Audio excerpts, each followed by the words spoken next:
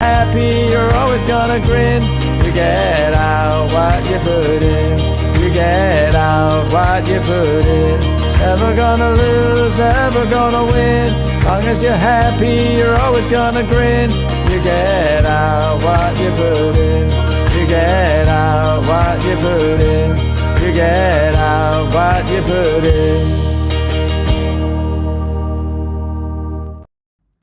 Oh my goodness, we are live. This is my first ever podcast, and what an epic guest I've got today. Hello, Jeff. How are you?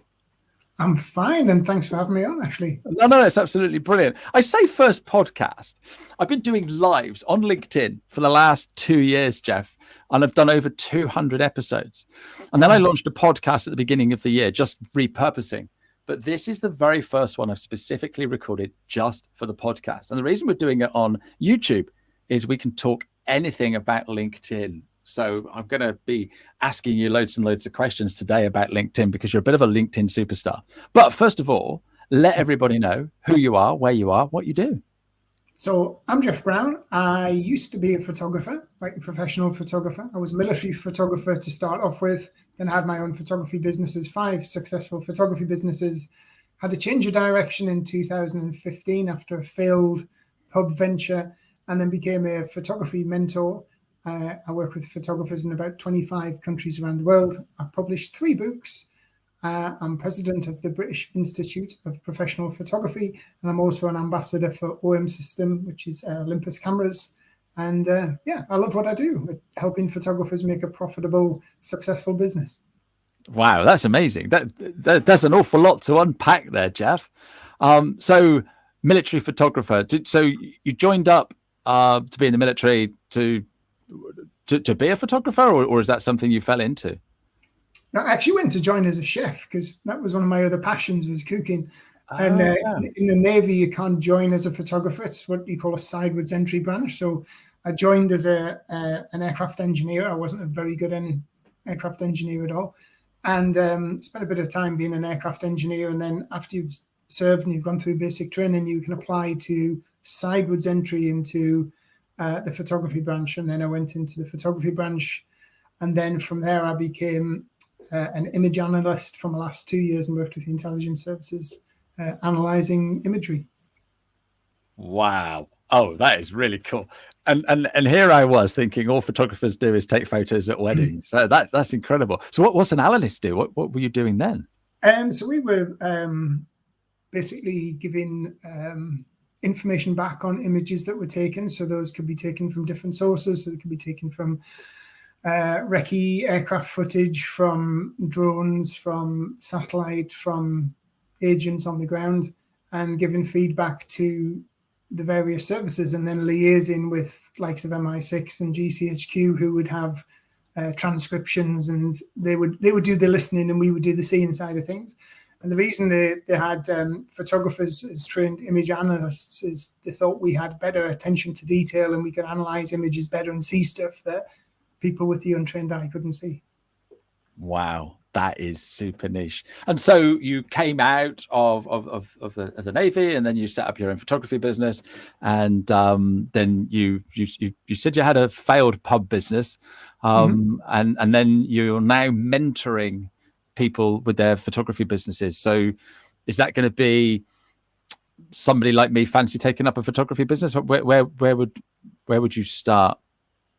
So I work with 2 real types. I work with photographers who already have an established business, but they're not getting into where they want to be. Or I work with people who are keen on taking photographs, absolutely hate their day job, get no passion out of it, and want to take that to the next level and get onto the business side of things. And when I was a military photographer, obviously the military training is quite intense. So we did 26 weeks, 28 exams. So you do like sort of degree equivalent in half a year. And it is very, very intense. And then you're out. Funny, 2 weeks out of passing out of training as a professional military photographer, you go off and work with an already experienced photographer. He shows you the ropes. You go back each day, show your boss the pictures that you've taken. And after 2 weeks, the boss says, right, he says, Jeff, he says, I think your work's good enough. He says, so I'd like you to go home early on Thursday enjoy the weekend and come back Sunday morning because I've got your first assignment for you on your own. And he says, you're going to be Prince Philip's photographer for the Remembrance Day parade at Speen Bridge in Scotland. So, and that's where I made my first ever mistake as a photographer in the military and forgot to put film in my camera. No! Serious, yeah. Yes, I never made that mistake again. But luckily, I also had a digital camera as well. So we're shooting digital and film. And I also had probably about 50% of the images backed up on digital as well. It was only when I'd taken about 50 pictures, I thought, hang on a minute. A roll's normally 36. Oh my God, I haven't put film in, you know? So yeah, so I never made that mistake again. So. Oh my goodness. It's a question for you. Do people use film anymore? It's becoming quite a retro thing, especially amongst weddings now, you know, so you can have an additional thing to your wedding service to have like film photography because it has that different look. It's got that. So it's a bit like, you know, my daughter was 16 last week and you know what she wanted for her 16th birthday? A real camera. A cassette recorder. A cassette recorder. A boom box. And so she got this boom box and with tapes. And I'm like, oh my God. I used to have like C90 mix-up tapes with all these things. Yeah. On a Sunday evening, listening to Radio 1, clicking down the two buttons, record and play. Yeah. Oh my goodness. And telling your little brother to be quiet because this is a song and I want to keep. Don't come in the room, I'm recording. Yeah. Oh my goodness. Isn't that amazing? That's funny. We've moved on. All you need to do is say, Alexa, play me this song and you can have it. That's right. So I'm running my photography business and I'm making a little bit of money, but not as much as I was making when I was, I don't know, working in the bank or working in the cafe or whatever it was I was doing. You'll come in, you'll kick my butt, you'll show me some things, you'll help me here, you'll help me there. And you know, within 3 days, I'll be making millions. How does it work? So what I do is I educate photographers on marketing and branding. And most photographers think that when they put an image out there, that's all they need to do. Take really, really good pictures and pictures them will sell themselves. But what most photographers forget is, and this does with any business really, is that our clients look at our brand and our brand message before they look at our products. And that is the way everything's been marketed for, you know, as consumerism has evolved. And so it's not your logo, it's the fonts, the colors, the feel, the message that you're trying to put out there. And also ultimately what your photographs do. So if you're a food photographer, you don't take pretty pictures of food. You make people really hungry. You put bums on seats in restaurants. You fill the till. You create crazy engagement on their social media. If you're a headshot photographer or you do branding photographs for business owners, you don't take nice pictures of them or portraiture. What you do is you help them create the perfect first impression. You help them look confident, trustworthy, honest, and approachable. You help them stand out in the news feed and stop the scroll. So you sell the benefits that the image does. Now, yes, that will come from your photography, but what you got to remember is your client is a consumer. So consumers, over the years of consumerism, we've been led to notice certain fonts, certain colors, certain messages from different brands, and it's what's called perceived value. So we will look at something straight away and put a perceived value on it based on its external factors. And in the hospitality trade, you know, I said I had a food pub. This is what you call curbside appeal. So you could be walking along a street with your partner and you see a restaurant, you go, oh, that looks nice. You haven't actually been in yet, but you've looked at the restaurant from the outside. The signage looks nice. It's got the twinkly lights. You get up close to it. You're looking at the menu. The menu is very descriptive. It says, you know, beer batter, cod and chunky chips with the chef's homemade mushy peas, you know, so it's very descriptive. And then you say, oh, that sounds nice. So it's the visual and then the sound, which is the wording, which creates the desire for you to walk in the door and pay 30 quid for fish and chips when you could have gone to Wetherspoons next door and paid 5 quid, right? But you have a higher perceived value in that. And that's what I try to educate photographers in. And funny enough, one of the most profitable lines in supermarkets is their sort of Taste the Difference range. And if you Google this, it's really interesting that 80% of the additional spend in the Taste the Difference range is actually the packaging. And if you look at all these Taste the Difference ranges and the best of ranges, they use similar fonts and they use similar colors. You know, and you'll see purples and golds and platinums and blacks because those colors are associated with that premium feel. Purples are like a royal color as well. So what they're trying to do is they'll take like a standard cheesecake, which might be vanilla cheesecake, and put it in a fancy box, make it a bit bigger, put some chocolate swirls on the top, and then they'll call it a Madagascan luxury deep-filled cheesecake. And then you look at it and go, well, that looks nice because it's got the sprinkly things on the top. And then go, oh, that sounds nice. When it's just a standard cheesecake made a bit bigger and it's like a bit like the Porsche Turbo is just a normal Porsche with a big wing on the back. Any car aficionados out there, I do know that that's not true, but it is, you know, and I guess the word turbo again is clever marketing, isn't it? Yeah, no, that interesting. So you basically go faster stripes on a photographer's business. Yeah. So we what we do is with photographers is we sell what their client wants.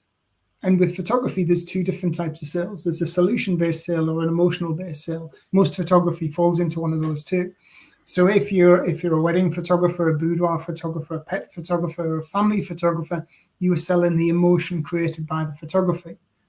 If you're a headshot photographer, a car photographer, a food photographer, a branding photographer, you are selling a solution to a need. So that company or that person is hiring a photographer because they have a problem that needs solving with images, and usually that problem is to do with visibility and brand, or to do with financial outcome. They want to sell more products, or they want to minimize returns because your images look more aligned to the actual product, so that there's not as many returns because the person who's buying online is getting the real to something that looks the way it does in the photograph. No, amazing. So how long, so if I was a photographer and I started working with you, how long would it be before I start seeing, results and, more leads coming in and stuff like that?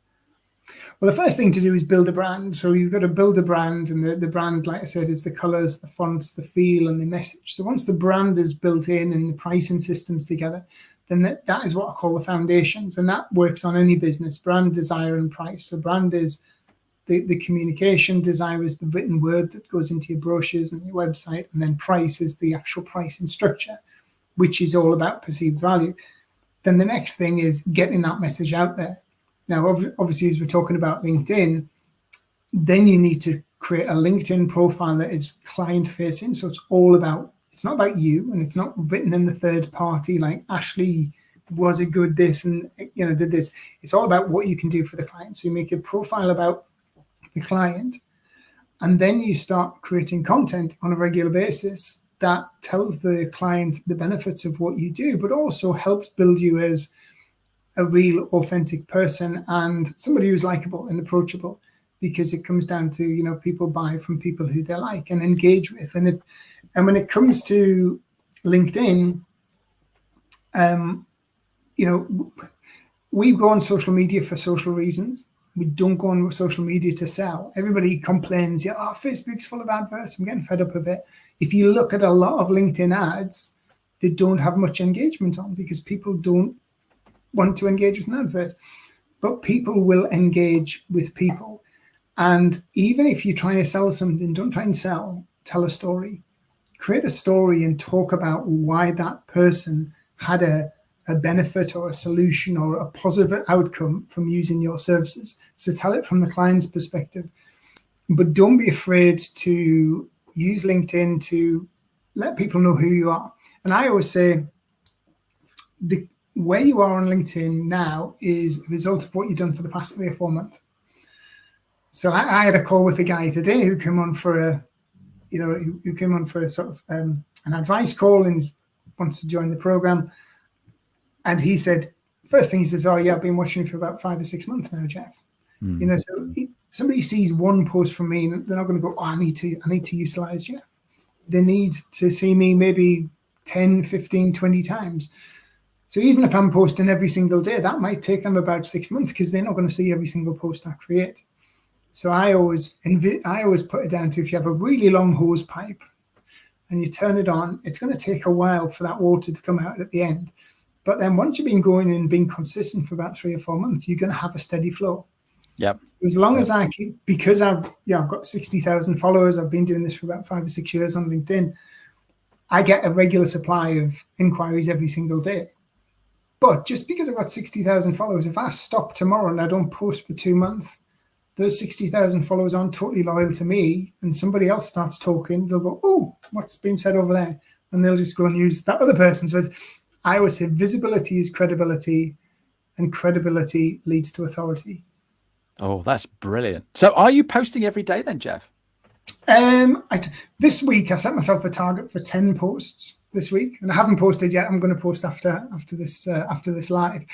But normally I would post I do 4 or 5 post ideas per week. So I write them down on a Sunday night, right? Monday's going to be about this, Tuesday's going to be, and then I'll have a bit of a wild card for the weekend. Or if I go out for a walk, if I walk the dog and it's a really nice day, I might take some pictures and tell a story about it. It's not all about, like I say, it's about, some of my most engaging posts have been completely irrelevant to what I do as a business owner. I've had loads of engagement on pictures of cheesecake. I had a bit of engagement last week on a Biscotti ice cream that I shared, you know, and it's about letting people know that you're just a human, you know, you be authentic, be yourself, and get yourself out there. Yeah, that's the thing, isn't it? So your advice then is, don't always talk about the photography, talk about other things that you're interested in, you know, and again, Biscoff cheesecake. Yeah, let's bring that on. Yeah, absolutely. So what's your biggest post then, or you know, what's done the best for you? As in reach wise, I think, well, I did one earlier in the year, which was about being made president of the British Institute of Professional Photography. So that got a load of, I think it got like 500 interactions, 150, 200 comments.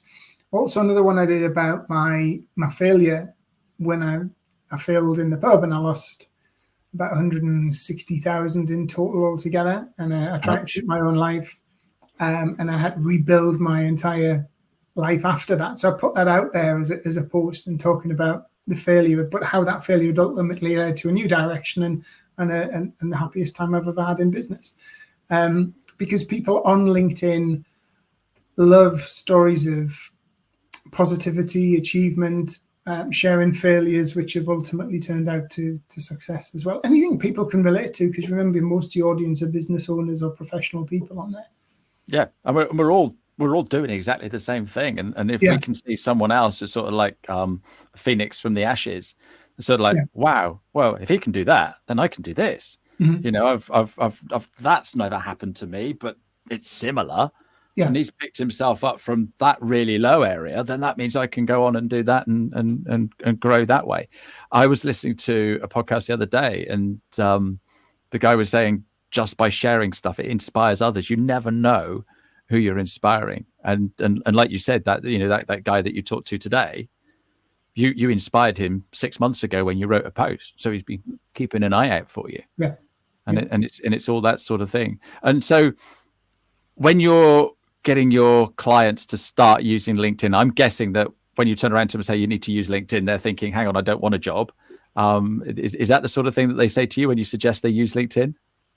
Yeah. I mean, a lot of photographers don't understand LinkedIn. A lot of photographers are very scared to use LinkedIn because people have this this preconceived idea that you have to speak a certain way on LinkedIn, and they have to speak in professional speak, and you've got to be really, really professional and business-like.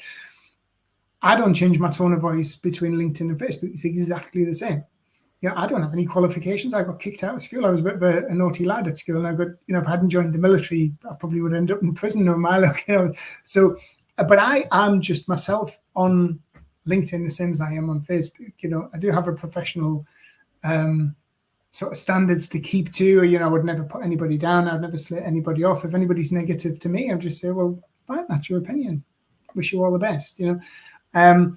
So when it comes to posting on LinkedIn, what a lot of people realize is there's 950 million people or so on LinkedIn, but there's only about 30, 40 million optimized profiles, fully optimized profiles. But even those that are fully optimized means it's ticked all the boxes to have an all-star profile on LinkedIn, but it doesn't mean it's an all-star profile to your client, especially if you're just talking about yourself. So not only do you need to tick all the boxes, you need to be talking about your client and what you do for them, not talking about you. But then out of those 30 million people or 50 million people with optimized profiles, all the content that you see on LinkedIn is created by about 1 or 2% of the entire news feed. And the reason being is it's that fear. People are frightened to post on LinkedIn because they're unsure how they should post. And as they just tell stories, who, what, where, when, why, put an image up, tell a story. And if you want people to comment, ask a question. So I always finish every single post with a question, but I also am quite clever about the headline that I use with every post. So as photographers or as anybody on social media, you know, our images will stop people. So that'll stop the scroll. So they'll see the image, oh, what's that? Then the first thing they'll see is a headline with see more. And if you start your post with that headline and just start waffling on, you know, that's not what you got to see. Is those first words need to compel somebody to click the see more and open it up. So you can ask a question, you can make a statement, you can make like what I call a mystery headline. Mystery headlines work really well. So you could say, you know, when I walked in the room, I couldn't believe what I saw. Then you line space down and then start telling the story, because people go, oh, what did he say? Yeah, so it creates that. But don't use clickbait where you're putting in a headline that isn't relevant to the story, because people are just getting fed up with you. So the idea is draw people in, get a really attractive image, stop the news feed, create a headline that gets people going, oh, what's this about? Because you want them to click more. Tell them a story, and then right at the very end, ask them a question. So what do you think about it? What would you do this in this situation? What is your favorite X, Y, Z? Have you ever experienced this before? And people will respond. And then when people respond to those comments, because the way the LinkedIn algorithm works is it works on what's called velocity, which is how people interact with your content and how people interact early on with your content. So if your content gets a lot of engagement and a lot of comments at the very beginning, that, like Facebook, that's going to push the algorithm up to promote it to more people, because ultimately LinkedIn wants people to talk on the platform and wants to have discussions. Because if everybody just posted pictures, nobody had any discussions, it would be very, very weak. And relationships are built in the comments, not built through likes. Yeah, absolutely. And that's one of the key things when I do my training is I get people to write down this sentence: commenting is currency. Because if you're commenting, and one of the questions today, because I'm actually running a course this week, one of the questions today was, is it more important to comment than it is to create content? So how would you have answered that question? Funny enough, I would say it's a two-way thing. So if you think about LinkedIn, there's 3 ways you can grow your LinkedIn. The first thing is you need to actively keep growing your followers. And you can grow your followers by 2 ways: people following you because you're creating content, or you can actually start reaching out and connecting with people, sending people connection requests so that they connect with you. Because there's no point in creating content over and over again and then not expanding your following. But then there's no point having a huge following and then not having anything to say. But then what you got to think about is, if you scroll through the news feed on LinkedIn and you've got 100 followers, you will start to see within the news feed, Alan Smith, one of your followers, made this comment on this person who is a second connection to you, post. So what LinkedIn is doing is it's highlighting other people's comments in the news feed. So if you want to, you know, if I see one of your comments, and then you've got a bigger network, and then I comment, your network is going to see the comments that I'm making, you see, so that it's putting you out to more people. So the commenting can help you grow as well. So you can connect with people, you can create content where people will come and follow you and then start commenting. And commenting also on people who you'd like to work with. So if you have some ideal clients that you'd love to get in with, then instead of just inboxing them or sending them an email, which might annoy them, start commenting on their posts. I have a few clients who that is how they run their business. They have they have like a mission, they have a vision, they have certain beliefs, and they might work with certain people. So I have a brand photographer who is very much into sustainability and the green issues. So she looks for businesses that are into sustainability and green issues, and then comments on their post from a person who understands sustainability and green issues herself. So she's commenting from a similar mindset, and she's got so much work just from doing that, building relationships in the comments first before inboxing somebody to say, oh, love to work together or something. So the comments are really, really essential. Like you say, it's a way for people to start to know, like, and trust you, and people are seeing your voice. If you're watching this live and you've got any questions for Jeff about LinkedIn or about photography, then please just drop them in the comments, and we will see those, and we're happy to answer those questions. When I talk to people about LinkedIn, I suggest that it's like a huge networking event. Like when you go and have a coffee, in a room full of people, and or an event, or maybe BNI or something like that. What are your thoughts on that? I think it's very much like a huge networking event. Understand? I mean, and then when you go to this huge networking event, when you're putting yourself out on LinkedIn on a daily basis, if you go to a networking event and you stand at the back of the room and you don't say anything, you're not going to get anything from that networking event. You're going to go back and go, I'm not going there again. It was crap. So if you want, it's like anything, what you put into it will reflect what you get out of it. And another thing, I think what you've also got to remember is in one of my books that I wrote, The Ambitious Photographer's Journal, which is like a goal setting book for photographers, I created this thing called Opportunity Wednesday. And this is something I do every week myself religiously. And I say, and this is in any business, we have more opportunity available to us at this moment now than there ever has been in the history of entrepreneurship and business and photography and, whatever business you're in. And it's there if you reach out for it. So sometimes it's just a case of sending that email, making that phone call, making that connection. Now, what I do is I look for people who can help me provide opportunity for other people or bring opportunity to my business by giving value. So every single week I will approach brands, I'll approach podcasts, I'll approach magazines, I'll approach influencers, people who serve my industry, and say, I can give great value. I can come on your podcast. I can, give some information. And it comes to that visibility is credibility, which leads to authority. So the more podcasts you appear in, the more magazines that you get on, the more people start to see you anywhere, the more opportunity. So I get on one podcast and somebody listens to the podcast who runs a podcast and says, Jeff, will you come on mine?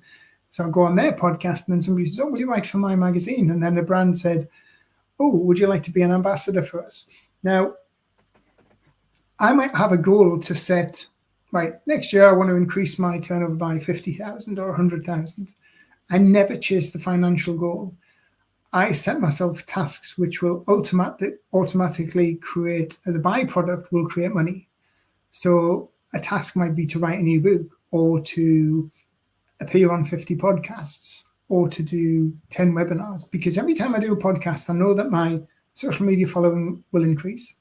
My opportunity levels will massively increase. Potentially I will get another speaking event or another podcast or to write for a magazine. And a proportion of those people will connect with me. And then some of those people will ultimately say, buy my books, or say, Jeff, tell me a bit more about your mentoring program. So by doing that one podcast, I've increased my social media following.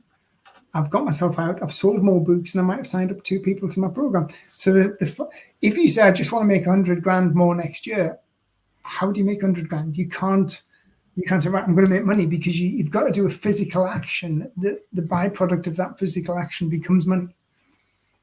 And it's so easy.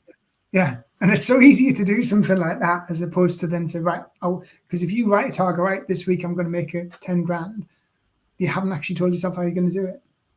No, I love that. It's all about exposure. Oh, perfect pun for a photographer as well. Sorry about that. Becky has got a question for you. Yeah. How do you use the search to find new clients? And I take it that Becky is using the basic version, so not Sales Navigator or anything like that. So what would be your top tips there, please, Jeff? Well, one of the things I'll do is look for a particular industry. Now, so remember, you've got 2 ways of finding new clients.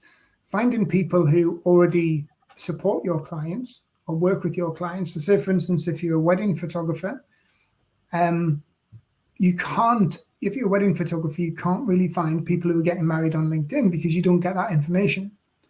But what you can do is start looking at wedding venues, bridal magazines, wedding dress shops, high-end wedding shops, connecting with those people and trying to build collaborations with those, and also looking at the type of people who they're connected with and the type of people who are engaging on their content. Another way to look at is LinkedIn groups. So a lot of LinkedIn groups, there's groups for all different sorts of industries, all different sorts of interests, and those people who hang about there are potentially your ideal clients as well.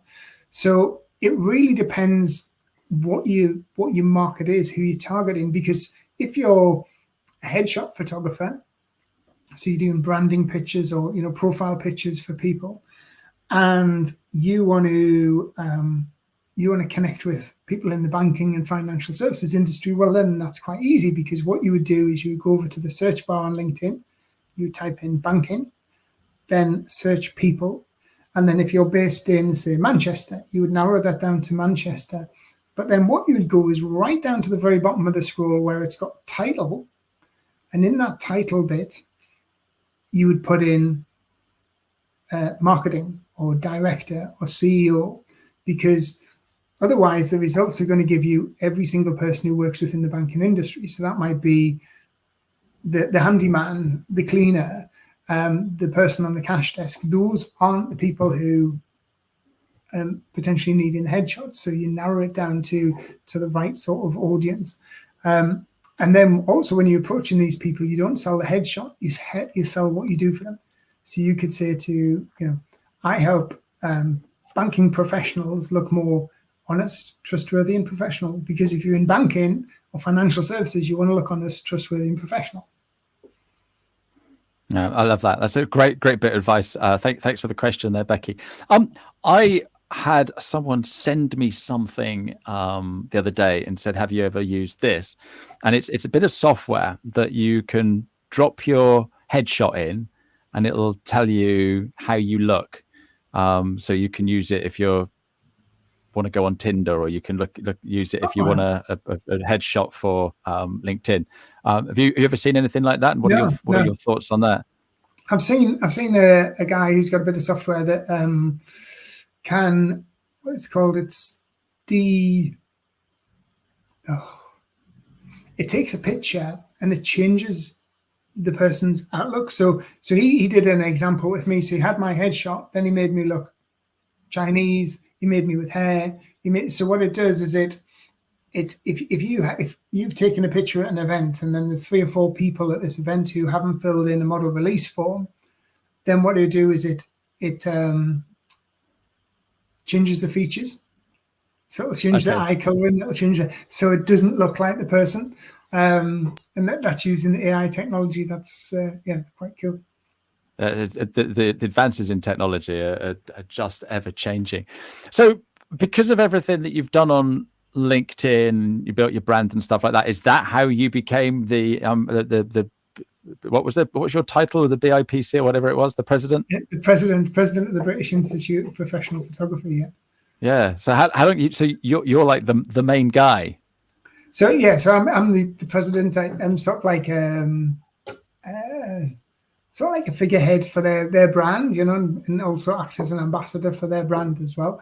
But yes, because I think it's because I have that. I put myself out there a lot. You know, I don't try and sell. I put myself out there to the industry. And funny enough, I do speaking events for the BIPP's competition as well. So I spoke for the Guild of Photographers and the Society of Photographers. And, you know, so what I want to do is ultimately help the industry that I'm really passionate about, help photographers understand branding and marketing and ultimately make a lot more money, because creatives, as a rule, are not very good at selling themselves. We're great at taking pictures, but I quite often say to a lot of my clients, you know, what I'm going to do is turn you into a business person who takes really good pictures. Yeah. Yeah, that's it, isn't it? Like you say, they're a creative. They take amazing photos, but that's what they want to do. They don't want to run a business. They don't know how to run a business. And that's not taught at school, is it, Jeff?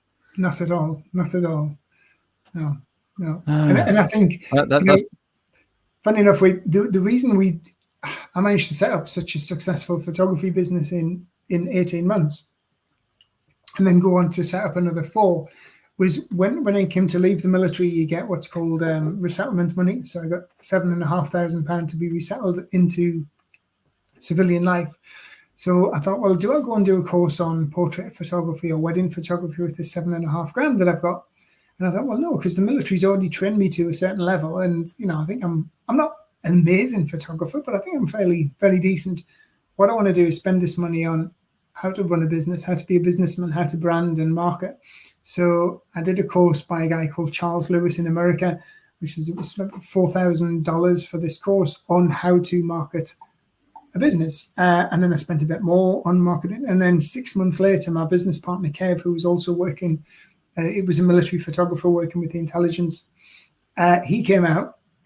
So we had another £7,500. We used Kev's money to spend more. So we spent 15 grand in a very short period of time, but none of that on photography training, all about branding and marketing, and that ultimately changed the business completely. You know, and I've said this before in podcasts and interviews. You know, I felt a bit of a fraud really, because we were going to like wedding fairs, or we were out there in the northeast of England, and we were probably the least experienced civilian photographers, yet we were taking in quite a bit of the money and quite a bit of the income. But it was because people were buying into the brand, they weren't buying into the photographs. You know, technically a lot of our competitors were much better than us, but they just didn't have that brand and that brand message and that business that business understanding.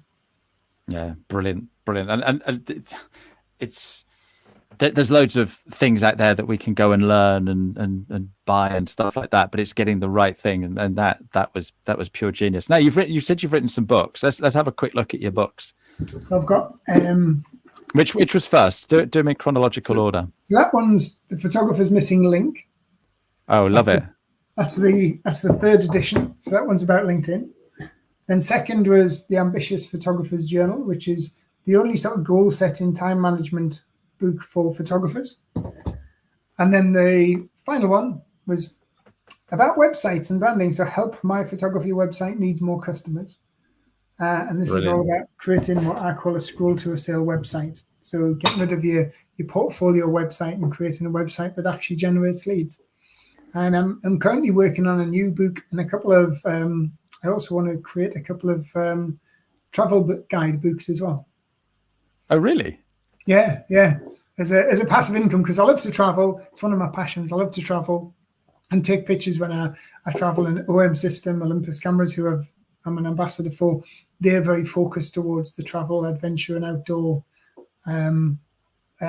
photographers. And I thought, well, as I'm traveling, you know, I tend to do about 10. Well, this year I think I've done 10 countries this year so far. And I go for like unusual destinations. I like to stay in some unusual places. I've done North Korea, I've done Chernobyl, I've done a lot of Eastern Europe.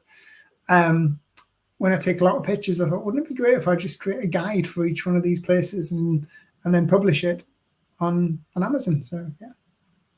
Oh, fantastic. So little bit of information about the place, but some stunning photos. Yeah, and just tips of where to go as a photographer, and and so it's not like a Lonely Planet guide which has loads and lists of restaurants. It's more like my own personal story for being there, and what I ate and where I went and what I saw, and because I always like to travel like a local and get off the beaten track and go where the locals go. Yeah, no, it sounds absolutely fantastic. So you are an ambassador for OM Systems, so Olympus. What does that mean? What does one get as an ambassador? What do you have to do? So it's all about really not really just promoting the brand, but making people aware of what Olympus Systems, OM System can offer to photographers. So it's really been a promoter of their products, their cameras and their lenses, and making people aware. So an ambassador isn't like a salesman, it's just making people aware. And a lot of brands are going in this direction. I know that from interacting with hundreds of photography brands, whether it's lenses, cameras, softwares. A lot of brands are really into what they call micro and mini influencers. So people who are very active on social media, who have a bit of a following, and quite a lot of these brands are into investing money in these ambassadors or affiliates to tell stories and explain real life stories of using their products, because it's more relatable than if Kylie Minogue or Michael Jordan was saying, oh yeah, I use this particular camera or this particular software, because they'll be like, yeah, they've been paid millions to say that. So yeah, a lot of brands now are focusing, coming away from spending lots of money on trade shows and magazine advertising to spending money on ambassadors and affiliates. Love it. We're running out of time. It's been absolutely fascinating. Lovely having a chat with you. What question haven't I asked you today, Jeff? Oh, I don't know. I mean, if there's anything else you want to ask about LinkedIn, feel free to ask.